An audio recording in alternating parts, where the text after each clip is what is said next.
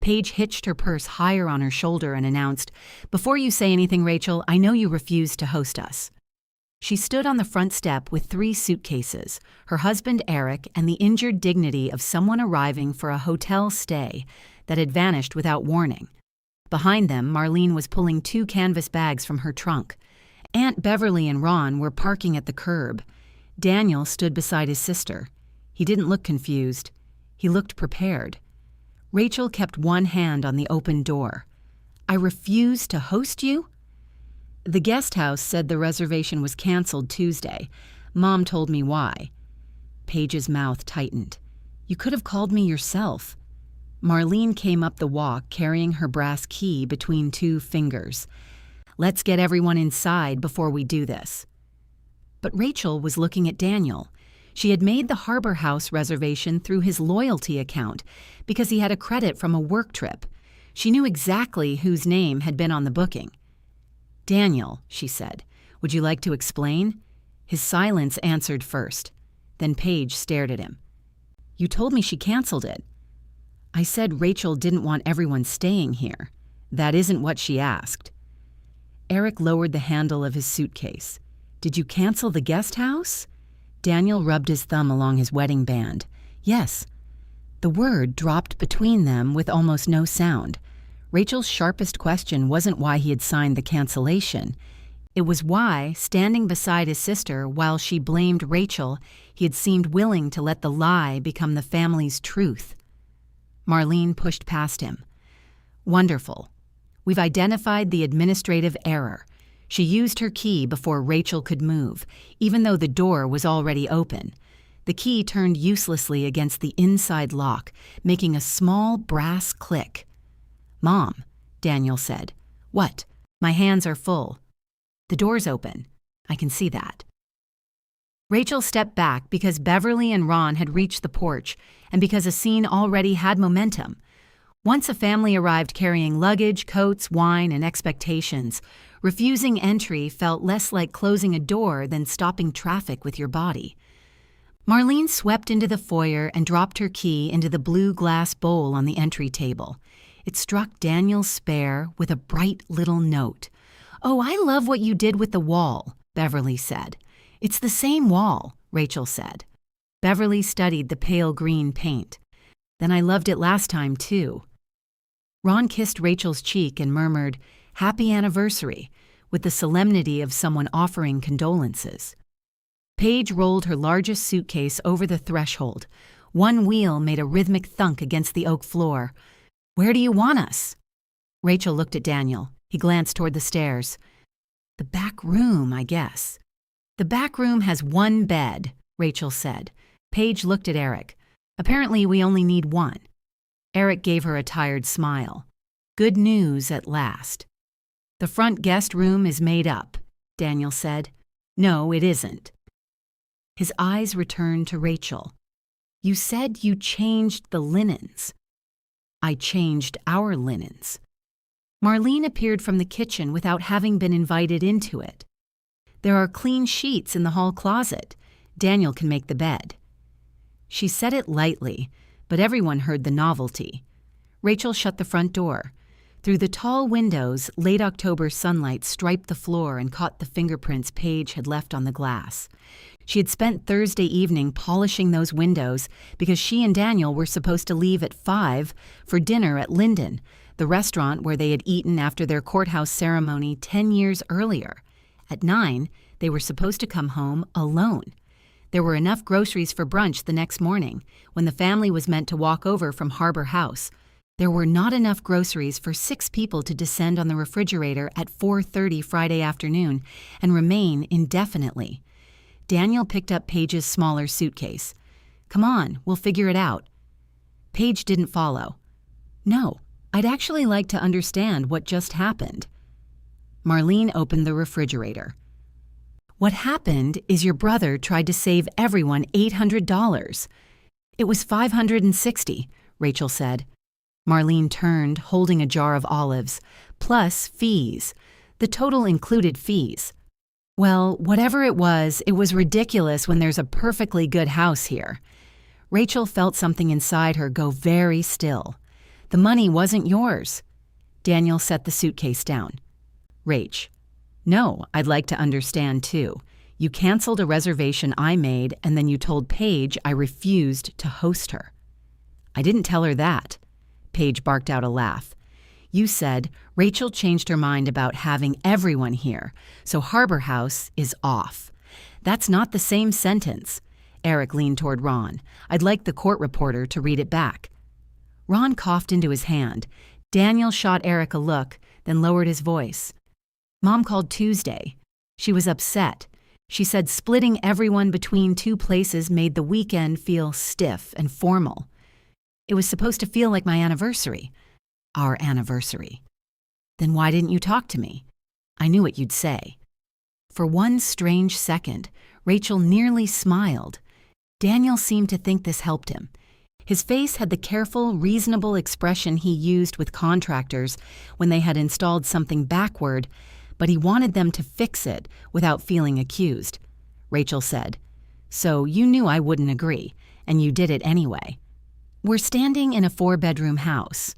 One room is my office. One is your music room. One has a bed. The 4th is ours. We can make it work for 2 nights.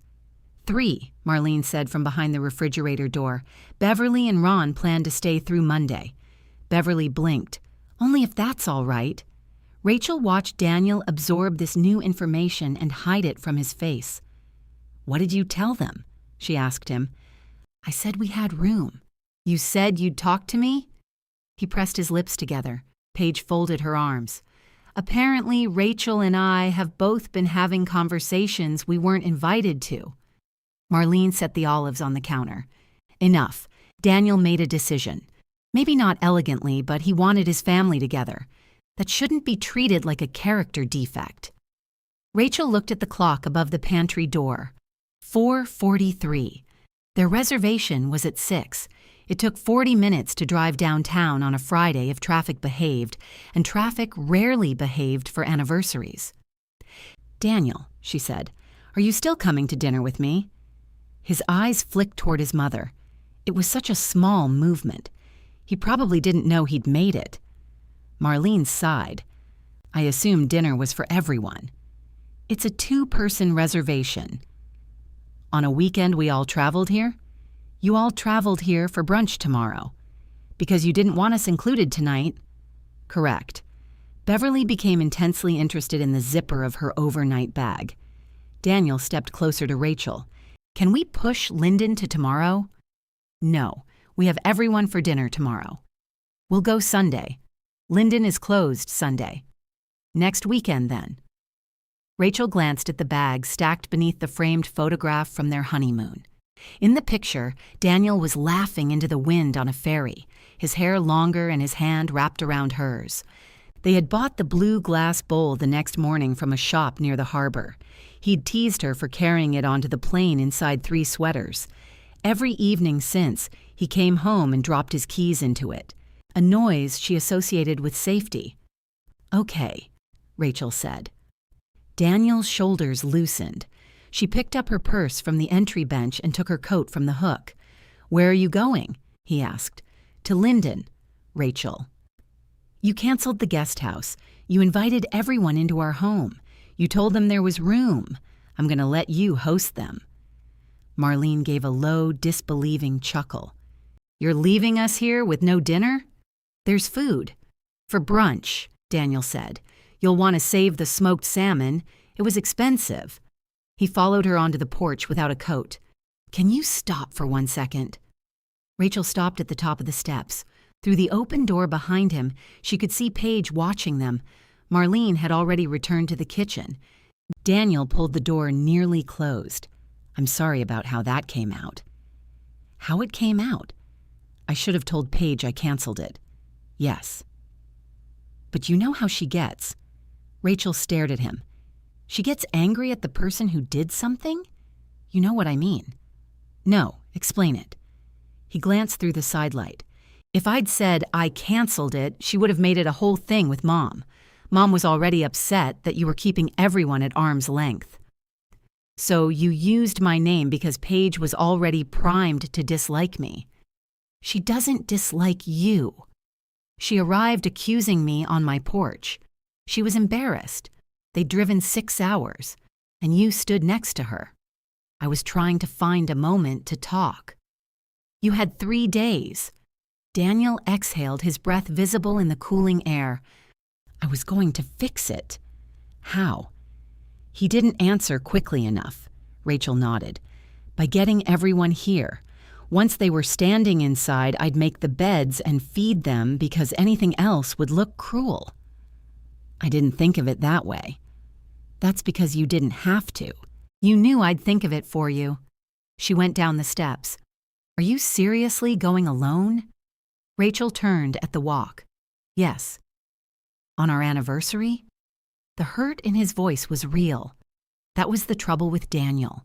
His injuries were always genuine, even when he'd built the thing that cut him. Come with me, she said. He looked toward the house again. The answer was right there, but Rachel waited until he said it. I can't leave them with nothing set up. Then set it up. She drove away at 4:51. At the first red light, her phone lit with Daniel's name. She turned it face down in the cup holder. At the next light, it buzzed twice more. When she reached the interstate, Paige called. Rachel let that one ring too. The restaurant texted at 5:20 asking her to confirm. She pressed Y at the next stoplight.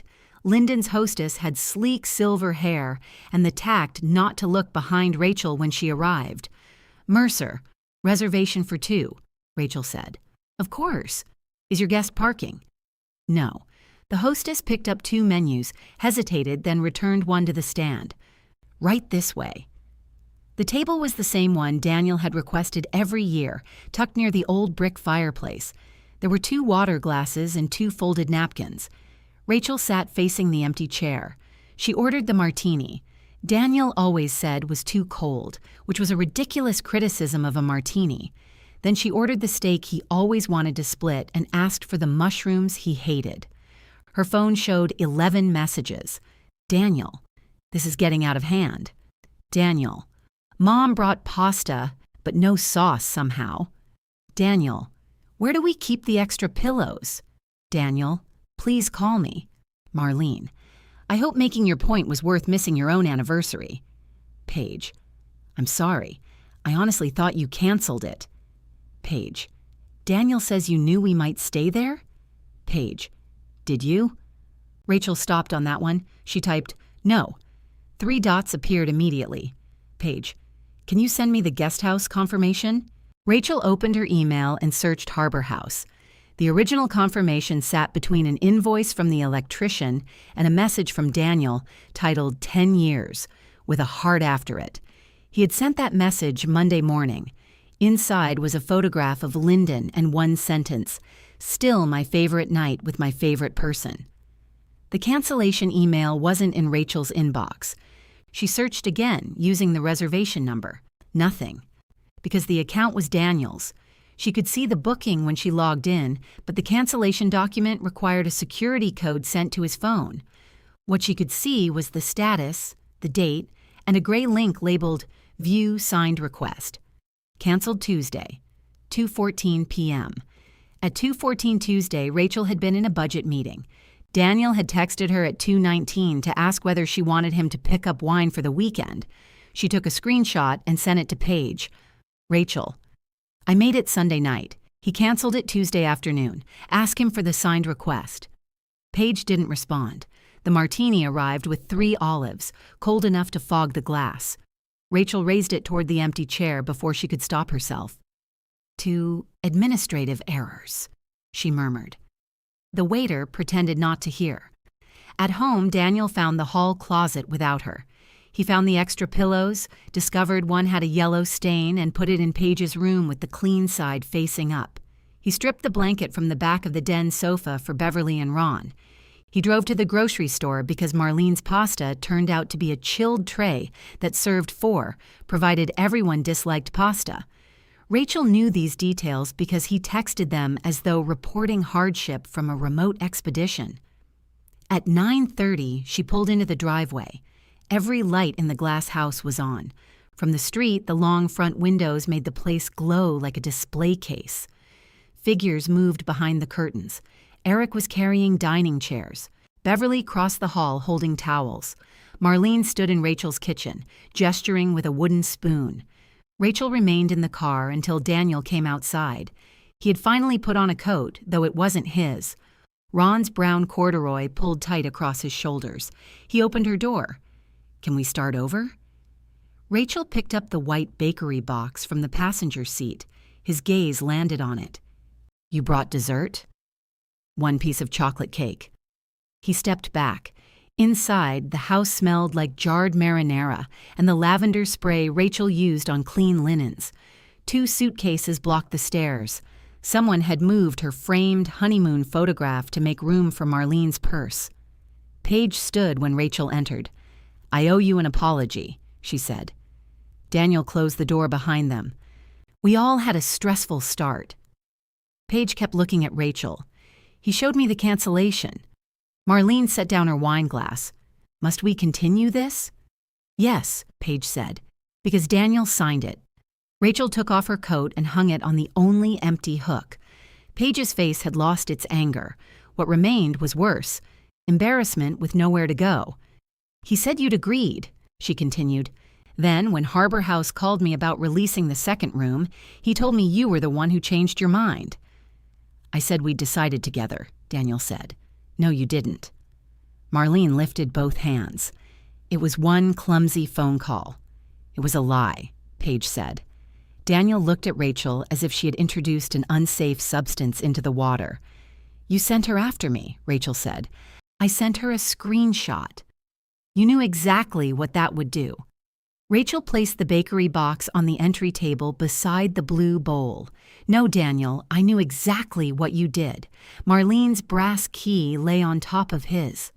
For the first time, Rachel noticed it was newer than the others, its cut edges still bright and sharp.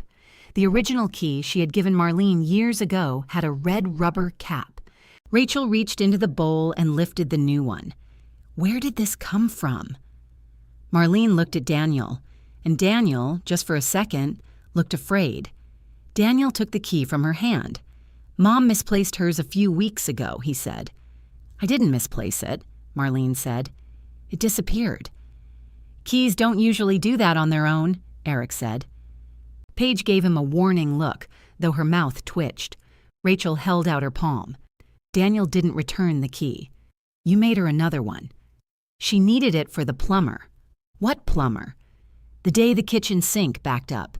You were at work, I was in Brighton, and Mom met him here." "That was 3 weeks ago." Marlene folded her arms.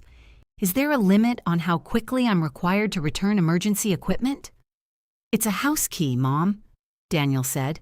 "I know what it is." Rachel kept her hand out. "Then give it back." Marlene's gaze moved from Rachel to Daniel.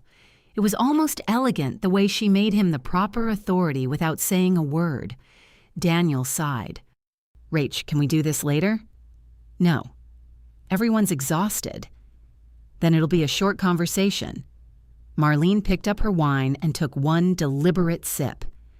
"I've had a key to every home my son has lived in. You didn't have one to his apartment on Washburn. He gave me the building code and changed it after you brought a rug over while he was away." Daniel stared at Rachel. "Why are we digging up Washburn?" "Because apparently there's a constitutional issue here." Ron laughed into his wine. Beverly elbowed him. Rachel reached for the key in Daniel's hand. He closed his fingers around it. That hurt more than it should have. A tiny, stupid tug-of-war over a piece of brass, with an audience standing among the luggage. "Give it to me," she said. "Not like this." "Like what?" "Like you're trying to humiliate her." Paige sat down slowly. Rachel let her hand fall. "She walked into my house with a key you copied without telling me. I asked for it back. Which part humiliates her?" Marlene set her glass down hard enough to splash wine onto the entry table. "Keep the damn thing." Daniel gave it to Rachel as though obeying an unreasonable demand. Rachel placed it in her coat pocket instead of the bowl. For the rest of the evening, no one knew how to stand normally. Daniel had bought 2 bags of Caesar salad, garlic bread, more pasta, and a cheesecake sampler from the grocery store. Marlene transferred everything into Rachel's serving dishes, perhaps believing ceramic made it hospitality. Rachel carried her single piece of cake upstairs and put it in the mini refrigerator in Daniel's music room, behind a six-pack he'd forgotten was there. When she returned, people had arranged themselves around the dining table. Her chair, the one facing the windows, was occupied by Marlene. Daniel looked up. "There you are." Rachel went to the kitchen, took a plate from the cupboard, and served herself. She didn't refill the water pitcher, find the grated Parmesan, or bring out the cloth napkins Marlene kept mentioning. Beverly asked whether anyone had been watching a detective series about a Welsh harbor. Ron said every British murder happened within walking distance of a scenic inn. Eric insisted it was how their tourism board operated. The conversation limped forward. Then Marlene asked Rachel what time breakfast would be. "Whenever Daniel makes it." Daniel put down his fork. "I thought brunch was at 11. Brunch was for people staying 2 blocks away." "What's the difference?" "The time between your guests waking up and arriving." Paige stared into her salad. Rachel took another bite. "If everyone's here, people will want coffee, towels, food. You canceled the part where I had a morning." Marlene said, "People can pour their own coffee." "Great." "I'll make breakfast," Daniel said. "Great." "What do we have?" Rachel smiled at him. "You'll figure it out." At 7 the next morning, cabinet doors began opening and closing downstairs. Rachel stayed in bed. At 7:15, Daniel came in and asked where they kept the coffee filters. "In the kitchen." I looked. "Then we're out." "We can't be out. You drink coffee every day." "The machine has a metal filter." He stood there for a beat. "Right." At 7:40, he returned for the pancake mix. "At the store?" Rachel said. "You said we had food for brunch." "We do." I was making eggs Benedict. "Can you show me where everything is?" "No." He leaned against the doorframe. His hair was flattened on one side, and he wore the gray sweatpants Rachel had given him last Christmas. He looked so familiar that for a moment her anger lost its edges. "Are you planning to punish me all weekend?" "I'm planning to stop protecting you from your own plan." I apologized. "You apologized for how it came out." "I'm sorry I canceled the reservation." And I'm sorry I didn't tell Paige the whole story." Rachel waited. He rubbed his face. "What else do you want?" There it was. Not remorse, exactly. A request for the correct receipt. She pulled the blanket higher. "You should check whether anyone has dietary restrictions before you buy breakfast." He went downstairs. At 9, the smell of burned butter reached the bedroom. At 10, Rachel showered and dressed. When she came down, Daniel was scraping blackened eggs into the trash. Marlene had taken over the stove. Paige and Eric were washing dishes. Ron had found the leaf blower and was clearing the back terrace for reasons nobody could explain. "There's coffee," Paige told Rachel. Rachel poured herself a cup. It was weak and gritty. She drank it anyway. Daniel's phone chimed on the counter. Marlene glanced at the screen before he reached for it. "Is that about the rental?" she asked. Daniel turned the phone face down. "No." "What rental?" Rachel said. "The summer place," Marlene replied. "We can discuss it another time." Rachel looked at Daniel. He busied himself with a carton of eggs. "Mom found a house near Lake Gideon for July. And she wants the family to go. Who's paying for it? No one's paying yet." Marlene stirred the hollandaise too fast. "It's refundable until January." That wasn't my question. Daniel set the egg carton down. "Can we get through one meal?" Rachel almost said yes. That was the shape of their marriage. One meal, one holiday, one difficult week at a time. Peace was always just on the other side of her silence. Instead, she took her coffee to the sunroom. The weekend did not improve, but it became efficient. Paige and Eric left Sunday morning 1 day earlier than planned. Before they went, Paige found Rachel wiping a ring of wine from the entry table. "I really am sorry," she said. Rachel kept rubbing at the stain. You believed him. He's my brother. I know. Paige put on her coat. That sounded better in my head. It usually does. Paige glanced toward the kitchen where Daniel and Marlene were discussing leftover containers. He does this thing where he gives everyone a slightly different version, not a full lie, just enough that nobody can compare notes. You've noticed? I thought he only did it with Mom. Rachel stopped wiping. Paige pushed her hands into her pockets. After Dad died, Daniel became the person who could calm her down. I became the person who made her worse. That was the family assignment. And I became what? The reason he couldn't always say yes. The words landed neatly because Rachel already knew where they belonged. Paige touched the handle of her suitcase. For what it's worth, I never asked to stay here. Eric hates guest rooms. He says sleeping near other people's decorative soap makes him feel watched. From the doorway, Eric said, "That soap knows what it did." Rachel laughed before she meant to. Paige smiled, relieved but not absolved. Send me the cost of Harbor House. The cancellation fee, I mean. Daniel can send it. Paige nodded. Good. After the last car left Monday afternoon, the house looked as though it had been picked up and shaken. Towels draped over doors, glasses stood on windowsills. One of Beverly's earrings glittered beneath the dining table. Daniel began gathering plates. I'll clean. Rachel took her laptop into the sunroom.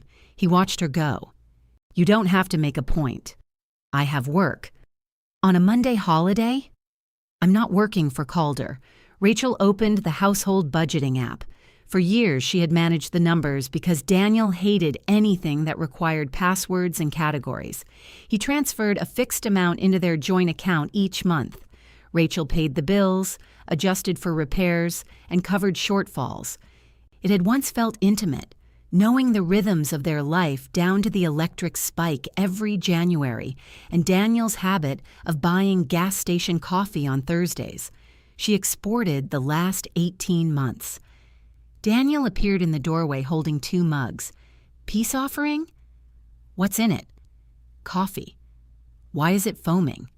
I don't know. The machine made a decision. She accepted the mug. He sat opposite her. I know I screwed up. Rachel looked at the spreadsheet loading across the screen. I panicked, he continued. Mom called, Paige was irritated, and Harbor House needed an answer. I thought if everyone stayed here it would be hectic, but fine. We've hosted before. I've hosted before. We both have. Name one family visit where you changed the sheets before they arrived. That's your standard. I would happily let people sleep on sheets that were used once. By whom? He thought about it. Fair. Rachel turned the laptop toward him. What's Lake Gideon? His expression changed. A charge for $1,200 sat under travel deposits, paid from their joint checking account 6 days earlier. It's a hold, he said. We get it back if we don't go. How much is the full rental? $6,000. For how many people? I don't know yet. Who agreed to it? Mom found the place. Paige said the dates worked, and I put down the deposit so we wouldn't lose it. Using the account our mortgage comes from. I was moving money back Friday. From where? My personal account. Did you? He looked at the screen. Rachel scrolled farther. Marlene's grocery delivery membership, her cell phone, 2 monthly subscriptions, a pharmacy charge, the landscaper who cut Marlene's small yard. None was ruinous. Together they were a steady leak Rachel had absorbed because the joint account was easier and because Daniel always said he would sort it out later. What are you doing? He asked. Finding out how much your generosity costs me. That's not fair. I pay into this account. So do I. I pay 40%.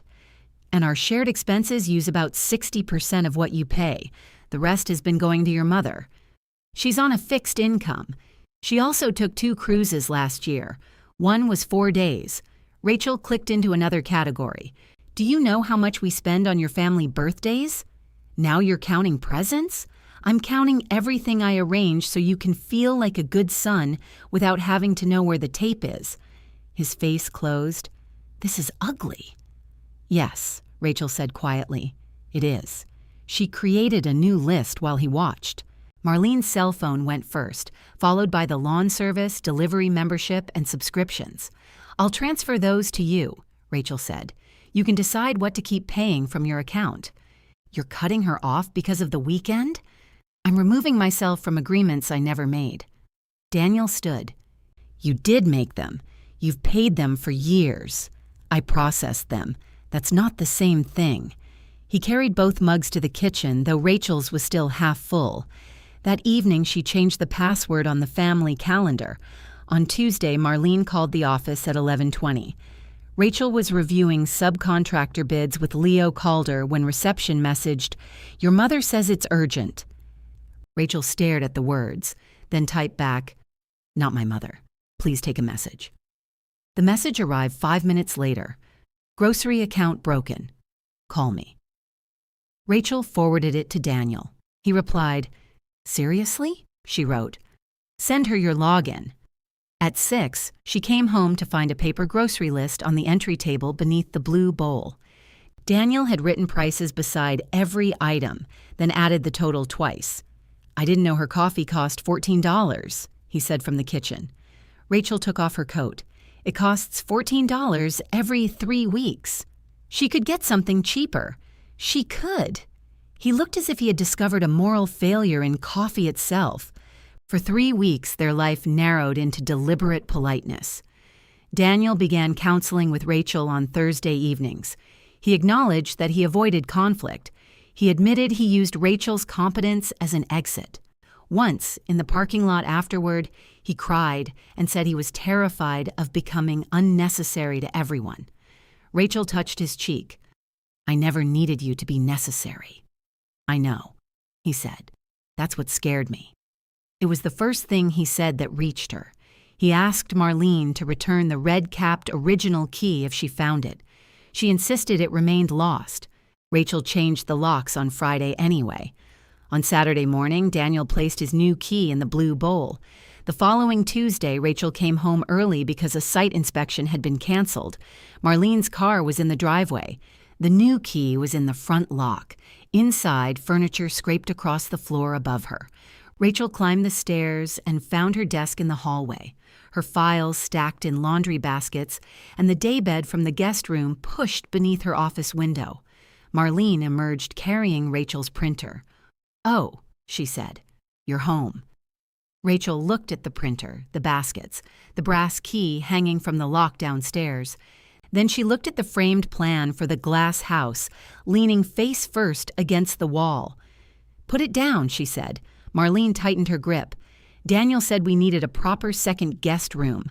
I said put it down." For once, Marlene did. Marlene set the printer on the floor. "I was trying to help." "You moved my work into laundry baskets. You weren't using the daybed." The daybed was in the guest room, and now it's in here where the light is better. Rachel stepped over a stack of Calder project folders. "Get your coat." Marlene stared at her. "Excuse me?" "Put my things back, then leave." "I can't lift the desk alone. You moved it alone." "I slid it, then slide it back." Marlene's mouth tightened. Daniel said this room should be more flexible. Rachel looked at the dismantled office. The framed renovation plan leaning against the wall had been a gift from Leo Calder after the glasshouse project was finished. Her handwritten measurements were still visible beneath his neat architectural lines. She had spent 2 years restoring the place while Daniel traveled for work, calling him from the middle of dust and electrical wire to describe what their home would be. "Did he tell you to move my office?" "He said we need another guest space." "That wasn't my question." "I don't take notes when I speak to my son." Rachel pulled out her phone and called him. He answered on the second ring. "Hey, I'm walking into a meeting." "Did you give your mother a key?" Silence. Street noise moved behind him. "Rachel." "Yes or no?" "I gave her one for emergencies." "She's in my office." "What?" "She moved my desk into the hall and put the daybed under the window." Marlene held out her hand. "Let me speak to him." Rachel moved away. Daniel lowered his voice. "I didn't tell her to do that." "You told her we needed another guest room. I said we might eventually convert one of the upstairs rooms. You gave her a key the day after we changed the locks. She was upset. So was I. You still had a key. Rachel closed her eyes. There it was again, his private mathematics. If Rachel still possessed something, giving part of it away could not count as taking. Come home, she said. I have a presentation in 8 minutes. Then you have 8 minutes to decide whether you're coming home to deal with this or sending her somewhere else. Marlene gave a contemptuous little laugh. Daniel heard it. Mom put everything back. I was creating a usable room. It was usable, Rachel said. Please, Daniel said. Both of you just stop. I'll be home by 6. Rachel looked at the laundry baskets. She won't be here at 6. Rachel, don't do anything dramatic. She ended the call. Marlene picked up the printer again. Leave it, Rachel said. If you want the room put back, I don't want you touching my things. So now I'm dangerous? You came into my house while I was gone and dismantled my office. You keep saying my house. Daniel lives here too. Yes, that's why I called him. And he told you he gave me the key. He told me after I found you inside. Marlene's face shifted. Beneath the outrage was something more exposed. You're trying to push me out of his life. No, I'm pushing you out of my office. You cut off my groceries. I stopped paying for them.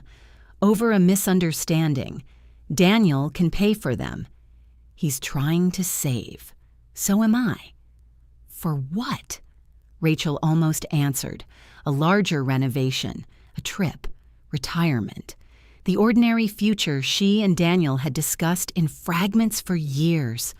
But Marlene's question wasn't about money. She believed resources revealed rank, and Rachel's refusal sounded like a demotion. Put on your coat, Rachel said. Marlene left without helping. The key remained in the lock. Rachel pulled it out, carried it upstairs, and set it on top of Daniel's piano. Then she spent 3 hours rebuilding her office. The desk left pale scratches across the floor. A basket handle had bent one of the Calder folders. Her ceramic pencil cup had cracked cleanly down one side. Daniel came home at 6:12 carrying flowers. He stopped when he saw the desk back in place. Where is she? Gone. He put the flowers on the daybed. You made her drive while she was upset. She arrived while I was at work. What was your return plan for her? He removed his coat without answering. Rachel nodded toward the piano. Take the key. I'll talk to her. Take it. He picked it up. She shouldn't have moved your office. No. I didn't authorize that. You authorized her to enter. For emergencies. What emergency happened today? Nothing. She crossed a line. She walked over a line you erased. He winced. That's good. Did you save that for counseling? Rachel looked at him. I'm sorry, he said immediately. That was cheap. She went downstairs. He followed. I thought giving her a key would calm her down, he said. She took the lock change as this huge rejection. It was a rejection. Of her access, yes, not of her. She doesn't see a difference. I know. And you decided her feelings about my boundary mattered more than the boundary. Daniel sat on the bottom stair. I was going to tell you. When? I don't know. After she used it, I asked her not to. The absurdity left Rachel breathless. You asked the woman who lost one key and kept another to honor a verbal access policy. I thought she understood how serious it was. She understood. That's why she came. He stared at the new brass key in his palm. Rachel said, You need to leave tonight. His head lifted. This is my house, too. I know. That's why I'm asking instead of changing the locks again. Where am I supposed to go? The question, from a man who had spent a month insisting there was always room for family, nearly answered itself. Daniel heard it too. His laugh was quiet and bitter. You want me to go to Mom's? I want one night when I'm not waiting to find out what you gave away to keep her calm. He stayed with Marlene for 6 nights. On the 3rd, a bouquet of white lilies arrived at Rachel's office. She disliked lilies, but Daniel's card said, I am trying to understand the difference between peace and surrender. Rachel put the flowers in reception where their smell took over the copier area. They continued counseling. Daniel returned the new key and showed Rachel the receipt from the hardware store. He called Paige in front of Rachel and told her without editing what Marlene had done and what he had allowed. Paige's voice came through the speaker. Mom rearranged Rachel's office? She thought she was helping. Daniel. I know. No, you don't. She rearranged my apartment after I got divorced. I came home and my bed was against a different wall because she said the old position had sad energy. Despite herself, Rachel smiled. Daniel did too. I forgot about that. You forget the parts she does to me. The smile disappeared. When he came home, he moved his instruments out of the music room and made it a second guest room himself. He ordered a locking cabinet for Rachel's files and installed it badly enough that the left door sat higher than the right. Rachel let it remain crooked. For a while, their life softened. Daniel made Sunday coffee. It was still weak, but he learned to warm the mugs. He transferred Marlene's expenses to his account and canceled the lawn service after discovering she had been paying the neighbor's landscaper cash to trim the same yard on alternate weeks. She said she liked talking to both of them, he told Rachel. Your mother had redundant landscaping. She had a landscaping portfolio. Rachel laughed. He leaned against the counter, watching her as if the sound had opened a window. They ate dinner together. They discussed the Lake Gideon rental. Daniel agreed they would cancel it after Marlene's Sunday dinner, when he could tell her in person. On Monday, Rachel logged into the joint account to pay the electrician. The balance in their savings had dropped by $4,800. She called Daniel. Did you pay the Lake Gideon balance? He didn't pretend not to understand. Mom sent invitations. You said we were canceling. Paige and Eric had already requested time off. Beverly bought concert tickets for that week. Everyone committed. Everyone except me. You don't have to come. Rachel sat very still at her desk. Beyond her office glass, Leo was speaking to a contractor, one hand flattening a blueprint. You used our savings to pay for a family vacation and solved my objection by removing me from it. I'm paying it back. When? I get my annual commission in March. You said that about the deposit. I know. I'm sorry. But Mom told everyone it was confirmed. Canceling would have cost the deposit anyway. So you spent another $4,800 to protect the $1,200 you already spent. It was morally committed. To whom? He exhaled. Please don't turn that phrase into a weapon. I didn't need to. That night, Rachel opened an individual checking account and redirected her paycheck. She left enough in the joint account for her share of the mortgage, utilities, insurance, and groceries. She froze discretionary transfers from savings until both signatures could be required. Daniel stood behind her at the kitchen island, pale with anger. You're financially separating from me. I'm stopping you from spending shared money after I say no. I told you I'll replace it. You also told me we were canceling. This is exactly what my mother thinks you're doing. Rachel turned on the stool. What does your mother think I'm doing? Taking control of everything because you're better with details. I didn't cancel your cards. I didn't touch your income. I protected the mortgage account. You made a unilateral decision. The silence after that was almost gentle. Daniel looked down. Rachel said, Yes. How does it feel? He slept in the new guest room. By December, the mediator's card was in Rachel's wallet, though she had not called. The glass house was both theirs. Selling it would mean dividing more than rooms and money. Every window held a version of them still trying. Daniel sanding frames on the back terrace. Rachel choosing green tile samples, both of them eating takeout on the bare floor before the appliances arrived. Then Paige called. Mom's planning a redo dinner, she said, for your anniversary. Our anniversary was in October. She says the original was ruined by poor communication. Of course it was. She booked the private room at Bellwether for Friday. Beverly, Ron, everybody. Daniel knows. Rachel looked across the bedroom. Daniel's suit bag hung from the closet door. He told me it was a client dinner. Paige went quiet. "What?" Rachel said. "There's something else. Mom has been telling people you're forcing him to choose between his wife and his family. Is he correcting her?" "I don't know, but she asked me to bring a toast." Rachel watched Daniel come up the front walk through the tall glass beside the stairs. He paused at the door and slipped his key into the lock. When he entered, his gaze went to the blue bowl before he dropped the key inside. The safe, familiar note rang through the foyer. "Friday," Rachel said. "What time should I be ready?" Daniel's hand remained over the bowl. Then he smiled too carefully. 7. Rachel took off her gloves. "Is there anything you'd like to tell me about it?"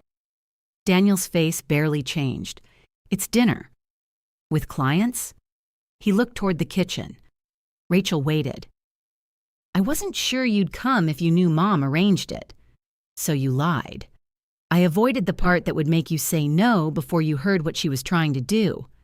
"What is she trying to do?" "Reset things. With a private room and a toast." His gaze snapped back to hers. "Paige told you. She thought I deserved to know where I was going." Daniel removed his coat and hung it beside Rachel's. "Mom wants to apologize." "Why does her apology need an audience?" "She wants the family to see her make an effort." "That's already an answer." "She's trying, Rachel." "Is she apologizing for using the key?" "She wants to talk about the whole situation." "Is she apologizing for using the key?" Daniel pressed his fingertips to his forehead. "I don't know her exact words." "Then she isn't. She made a reservation. She called everyone. She's paying." "With what?" "Her own money." "That is new." His mouth tightened. "Can we go and have one decent night?" Rachel studied him. She could refuse. She could spend Friday at home, knowing Marlene would describe her empty chair as proof that no gesture was enough. Daniel had designed the choice the way he always did: surrender or become the person who ruined dinner. "All right," she said. 7. Relief made him careless. He crossed the foyer and kissed her cheek. Rachel called the mediator the next morning. Bellwether's private room had dark blue walls and a fireplace with electric flames that repeated the same flicker every 12 seconds. A long table was set with white flowers, place cards, and gold napkins. Marlene had placed Rachel beside Daniel in the center, like figures on top of a cake. "You came," Marlene said. "You invited me." "I wasn't sure." "Neither was I." Marlene wore the pearl earrings Daniel had given her for her birthday. She kissed the air beside Rachel's face, then held her at arm's length. "That dress is very severe." "Thank you." Paige turned away to hide a smile. Eric handed Rachel a glass of wine.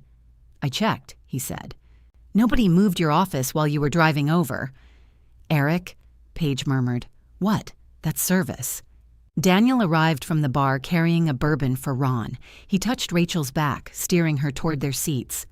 "Please don't," she said softly. His hand dropped. Dinner began with the determined brightness of a corporate retreat. Beverly discussed a new roof. Ron had developed a passionate objection to restaurant chairs that tilted backward. Eric ordered the salmon, changed to steak, then changed back when Paige reminded him of a disastrous dry-aged ribeye in Cincinnati. Marlene kept watching Rachel. By the time the entrees were cleared, Rachel could feel the evening tightening toward its purpose. Marlene tapped a spoon against her water glass. "There's something I'd like to say." The room quieted. A server entered carrying coffee, saw the raised glass, and reversed into the hall. Marlene stood. "Family life is full of misunderstandings," she began, "especially now when everyone is so busy and protective of their private schedules." Paige looked at Rachel. "I know our anniversary weekend didn't unfold the way any of us hoped," Marlene continued. "Feelings were hurt. Words were said. I may have overstepped in my desire to make Rachel feel fully part of this family. Rachel almost admired the construction. Marlene had turned entering a locked house into excessive inclusion. "But families don't keep score," Marlene said. "They forgive. They make room. And they remember that marriage doesn't remove a person from the people who loved him first." Daniel stared at the tablecloth. Marlene lifted her glass. So I want us all to start again. No locked doors, no separate accounts, no forcing Daniel to choose. Rachel, I hope you can promise us that. Every face turned toward her. Daniel leaned close. Just say we'll work on it. There it was, not an apology, a stage, an audience, and a line he expected Rachel to read. Rachel folded her napkin and placed it beside her plate. Did you know she was going to ask me that? She sent me a version. Did it include my bank account? It was more general. Marlene remained standing. I'm not asking for access to your money. You just toasted separate accounts. I'm asking you not to use money as a weapon against my son. Rachel looked at Daniel. Did you tell her we separated our finances because you spent $4,800 after we agreed to cancel the rental? Beverly's eyebrows rose. Daniel whispered, Not here. Where did you tell her? Marlene lowered her glass. That rental was a commitment to the family, a commitment he made with our savings. He earns money. So do I. This is exactly what I mean. Marriage is not an invoice. Paige reached into her purse. Daniel saw her. Paige, don't. She pulled out a folded sheet of paper. I was supposed to give the next toast. Marlene sat down. This has nothing to do with you. It had my name on it. Paige unfolded the Harbor House cancellation request and placed it on the table. The form looked ordinary under the chandelier. Reservation number, date, rooms released, cancellation charge. At the bottom was Daniel's electronic signature. Paige turned it toward Beverly and Ron. This is why we all ended up at Rachel and Daniel's house in October. Daniel canceled our rooms. Then he let me arrive at Rachel's door and announced that she refused to host us. We resolved this, Marlene said. No, Paige replied. Rachel stopped arguing. That's different. Daniel's face had gone red. I admitted I handled it badly. You told me Rachel changed her mind, Paige said. Then you told Rachel you never said that. Then you said Mom forced you. Every version leaves you as the nice person trapped between difficult women. That's not fair. It's exact. Marlene reached for the paper. Paige put her hand on it first. Did you tell him to blame Rachel? Paige asked. I told him you would be upset. Did you tell him to blame her? Marlene looked at Daniel. I said Rachel was the one creating the restriction. Daniel closed his eyes. Paige leaned back. There it is. Marlene turned to Rachel. You planned this. No, you brought Paige into our private conflict. Daniel brought her in when he used my name. Marlene pushed back her chair. And now you've humiliated him in front of everyone. Rachel looked at Daniel. Did you sign the cancellation? The question from the front step returned with nowhere left to hide. He looked at the folded form, at his mother, then at Rachel. Yes. Did I know? No. Did you let Paige blame me because it was easier than telling the truth? His jaw worked before the answer came. Yes. Marlene whispered his name. Daniel looked at her. It's true. You were trying to keep the peace. I was trying to keep you from being mad at me. The sentence changed the room. Marlene's face went blank. Paige stopped touching the cancellation form. Daniel seemed to hear himself only after everyone else did. He turned to Rachel. I'm sorry. Rachel believed him. That was the cruelest part. He was sorry beneath the reflexes and editing and fear. He loved her. He had simply spent years making that love pay every bill his fear created. I know, she said. Marlene stood. We're leaving. We haven't had dessert, Ron said. Beverly touched his sleeve. What? He looked around. They made us order it at the beginning. Rachel pushed back her chair. Daniel followed her into the hall. Wait. She collected her coat from the attendant. I told the truth, he said. You did. I should have done it in October. Yes. Can we go home and talk? Rachel slipped one arm into her coat. I'm going home. Then I'll come with you. No. His face tightened. Please don't leave me in there." Through the closed door came the muffled sound of Marlene speaking too loudly. Daniel glanced back. He wanted Rachel to take his arm, return to the room, soften what had happened, help Marlene sit down, assure Beverly, tell Paige they would discuss it privately. He wanted the machinery back. "I can't rescue you from the truth," Rachel said. "I'm not asking you to rescue me. You just asked me not to leave you with your family." He looked at the carpet. Rachel buttoned her coat. "I met with a mediator yesterday." His head came up. "I'm asking for a separation. We'll keep paying the mortgage and fixed expenses according to our incomes. I'll remain in the house while we get an appraisal and decide whether one of us can buy out the other. Neither of us spends joint savings without written agreement." "You already decided all this." "I made a proposal." "Before dinner?" "Before you admitted the dinner existed." Daniel sat on the bench beside the coat room. "Is there anything I can do?" Rachel thought of the lilies, the crooked cabinet, the warm coffee mugs, the moments when he had looked directly at the harm and then, at the first pressure from Marlene, found another door around it. "You can stop making me enforce every promise you make." He covered his face with both hands. Rachel left him there. The separation agreement took 4 meetings. Daniel objected to leaving the glass house, then spent 2 nights in the new guest room and agreed it was unbearable. Marlene offered her condo with extravagant certainty. He moved into her spare room, which contained a treadmill she had not used in 7 years, and 6 boxes labeled Christmas Delicate. Rachel paid the larger share of the mortgage because she remained in the house. Daniel transferred his commission into the joint savings, replacing the Lake Gideon money. He contacted every relative about reimbursing their portion of the rental. Beverly paid within an hour. Ron included $17 extra with a note that said, "Administrative fee." Paige and Eric paid half their share, then canceled. Marlene insisted the entire family still planned to go until the rental deadline passed, and only she, Daniel, and 2 cousins remained. Daniel covered the difference from his personal account. Living with Marlene clarified things no counseling exercise had managed.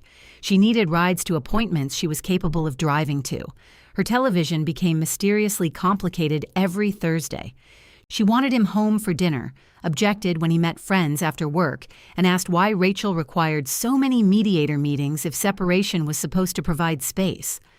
One night, he called Rachel from Marlene's condo. "I understand the coffee now," he said. Rachel sat at the kitchen island with a stack of appraisal documents. "What coffee?" "She wants the $14 kind, but only if I order it. If she orders it herself, she says it feels like an indulgence." "Yes. And the lawn service wasn't about the lawn." "No." A pause. "I miss you." Rachel looked toward the entryway. His key no longer rested in the blue bowl. Under the temporary agreement, he called before coming over and used the doorbell. "I miss parts of us, too," she said. "Is that enough to work with?" "Not right now." He breathed out. "Okay." He did not ask her to make him feel better about the answer. In March, Daniel's company changed his territory, reducing his travel and his commission. Buying out Rachel's share became impossible for him. Rachel's first refinance application came back too high. The glass house might still have to be sold.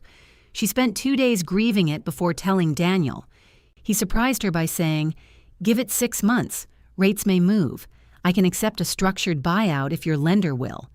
"Why would you do that?" "Because keeping the house matters to you." It mattered to us. It still does. He looked around the sunroom. "But I think I used that word to mean anything I wanted you to share." They did not reconcile. They also did not become enemies. In April, Paige came by with a paper bag of Thai food and a small padded envelope.